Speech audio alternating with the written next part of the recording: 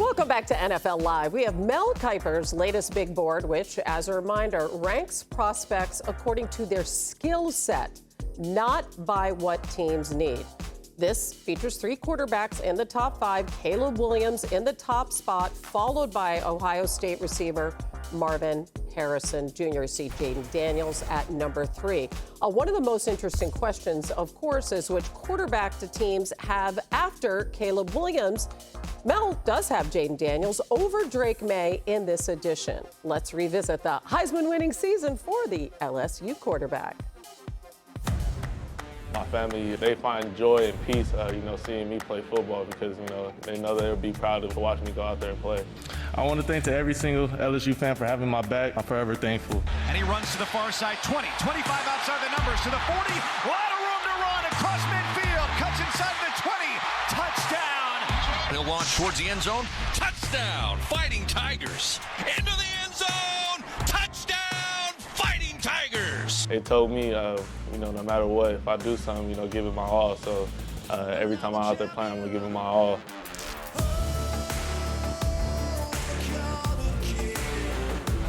All right, so assuming that Caleb Williams is the first quarterback taken, Mikey T, and we saw last year how well that number 2 pick, C.J. Stroud, worked out for the Texans. Who are you taking? Are you taking Daniels or are you taking Maye? I'm taking Drake Maye, and I love Jayden Daniels. I think he's going to be really good. But when you consider the fact that Drake Maye lost Josh Downs and his 94 receptions, and we all know about Tez Walker-Hanna and his eligibility issues, Drake Maye just didn't have a lot to work with. But prototypical size, really good athlete, can make all the throws, and didn't have a lot to work with. I don't think he played very well against Virginia, Georgia Tech. But I think when you're looking at someone that can withstand the rigors of an NFL season, all 17 games, to me, that's the tiebreaker with Jayden Daniels, who went to Arizona State at 108 pounds, who's gotten a lot better. But to me, if we were running a team, Hannah, one of the biggest questions is, with 66 quarterbacks starting in 2023, which quarterback has a better chance of making it through the season? And to me, the answer is easy in that category. That's Drake Maye. No, I definitely hear what you're saying. I lean Drake Maye as well. And I think the reason why is this. I look at the stats, not only the stats, right? I'm watching college football, watching Jayden Daniels play. 40 passing touchdowns, 10 rushing touchdowns, Heisman Trophy, outstanding. Drake Maye didn't have as great of a season this year, but last year, what did Drake Maye do? 38 passing touchdowns, 7 rushing touchdowns. We could do it with his arms, 45 total touchdowns to Jayden Daniels' 50. He could do it with his arms and his legs as well. One thing I think about is this, the consistency of Drake Maye. And I'm not saying that Jayden Daniels hasn't been consistent. What I am saying is that there's a huge uptick this season versus the last 2 seasons. So I remember last year, put it this way, just to kind of end it here. Last year, or I guess the year before last, when Drake Maye finished that season, if he would have been eligible, there was conversations about him being one of the top quarterbacks taken, yet he wasn't eligible last season. Now he is eligible. And so if you look at the bigger picture, I'm still going Drake Maye over Jayden Daniels, but Jayden Daniels has surged up lists extremely fast. So I'm not saying he's 2, maybe 3 to Caleb Williams 1, then I would go Drake Maye 2, then I'd have Jayden Daniels at 3. Yeah, and I think it's very much eye of the beholder, right? Quarterback evaluations in the NFL always are, particularly in the draft. If Mel Kiper was drafting for the Washington Commanders, it sounds like he might take Jayden Daniels, but we don't know if that's the case for Adam Peters and Dan Quinn. So we'll see. I think the concerns about the size, right? Mike T's talking about how slightly built Jayden Daniels is, and that's something that's going to make teams worry about his ability to sustain a long career. We did hear similar concerns about Bryce Young a year ago. Now, the concerns about Bryce Young were not, could he perform at a high level in the NFL? It was, could he last in the NFL at his size? And I think the latter will come up in discussions about Jayden Daniels because he's got that slight frame. But he's much taller than Bryce Young, and I think that gives him an edge performance-wise. The issues Bryce Young had performance-wise last year were a lot more tied to situation, I think, than his frame. But yes, long-term, if teams are looking for a way to say break a tie. Let's say we're really locked neck and neck between Drake Maye and Jayden Daniels. That's the kind of thing they could use. Yeah, it does feel like there's a little bit of perhaps recency bias looking at Bryce Young. Like you mentioned, there's a lot of other factors besides his size that played into him not having the kind of season that he wanted to, and certainly the least of which was not that C.J. Stroud completely outshone him at that number 2 pick. All right, guys, outside the quarterbacks, give me one person that you have your eye on. Mikey T. I'm going to go with Malik Neighbors, wide receiver, LSU. Look, I love Marvin Harrison, Hannah. He's going to be a great player. He's like Larry Fitzgerald, but Malik Neighbors, he's Jalen Waddle. Over 15 yards per reception. Massive game against Mississippi State. And if you're looking for a home run hitter, Malik Neighbors is that player in this year's draft. I think he's going to go in the top 5, even though he may not have the headlines of Marvin Harrison Jr.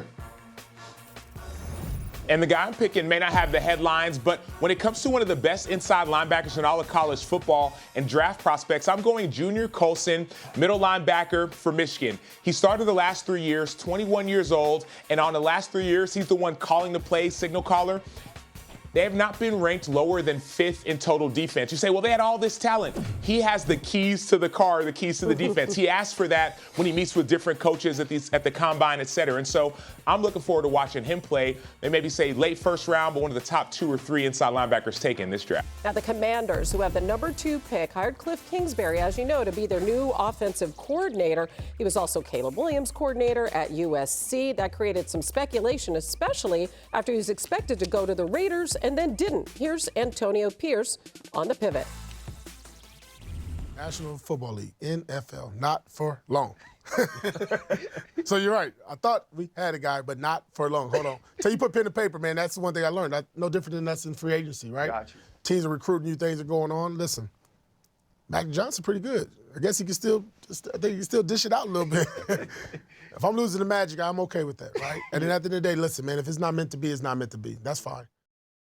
Yeah, Magic Johnson, of course, on the team that helped lure Cliff Kingsbury to our nation's capital. But Dan the man, I know people are drawing all sorts of lines between Kingsbury and Caleb Williams. Can you put us in the realm of reality and how this actually will impact what happens in the draft in terms of Caleb Williams?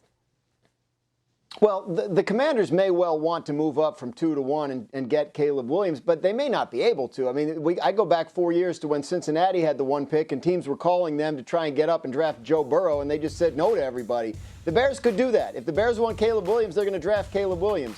The Commanders will more than likely shoot their shot, but they brought in Cliff Kingsbury because they feel like he'll be able to coach whoever it is that they take. Drake Maye at North Carolina ran some version of an air raid offense that's similar to stuff Kingsbury has run in the past, and we know he's got experience developing mobile quarterback with Kyler Murray. So if it's Jayden Daniels, they feel like he can do that as well. I think what happened in Vegas was they never, as AP just referenced there, they never really got to the point where the contract was done, and it may have hit a snag, and then the Commanders swooped in. But, yeah, I don't think it's a sign that the Commanders are getting Caleb Williams. I think they'll give it a shot, but, again, it's not going to be up to them. It's going to be up to what the Bears want to do. And, Hannah, to that point, let's not overcomplicate things. If I'm the Bears and I see a phone ringing from the Washington, D.C. area, I'm not even answering it. I'm drafting Caleb Williams. I'm telling him that. You can move to Chicago in April, May, June, July, October. We got 2 really good young tackles. We got a really good difference maker outside DJ Moore. We got Cole Kmet, and you're going to be our quarterback for years to come. So let's not overthink things. We're not even answering the phone from anybody else. We're drafting Caleb Williams.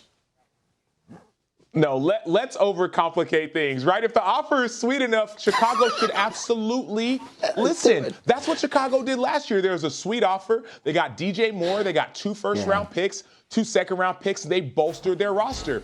If the offer is, in fact, sweet, if Washington Commanders did, in fact, hire Cliff Kingsbury to come and coach Caleb Williams, who coached Caleb Williams last year, who has intimate knowledge of Caleb Williams, then why not say yes? What do I mean by that? Okay, all you're doing, you're trading back from number 1 to number 2. There's a high-caliber quarterback in Drake Maye who's still available at number 2. A lot of people thought was going to be a top-round pick last year if he could have come out. And so if I'm Chicago and Washington is calling and they're that desperate, I'm absolutely listening. Why? Because as you know, Mike T., and as I know as well, the CBA negotiations, NFLPA, negotiation is all about leverage. Chicago has all the leverage. They have the player that Washington may want. They have the number 1 overall pick, and they also have options. All right, Sam, though, we have to look at some future talent before we go. All right, enough of these guys. We're going to go to Danbury, Connecticut.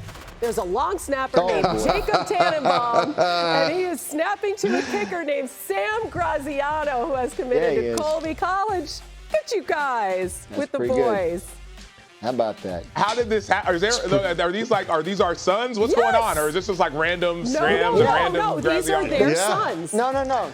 These are our sons. They work with the same coach, specialist coach named Brendan Cahill in Connecticut, who's been a huge help to Sam, and he's helping Mike T's son now as well. And they had a big workout yesterday in Danbury, and you can see they ran a few guys through there.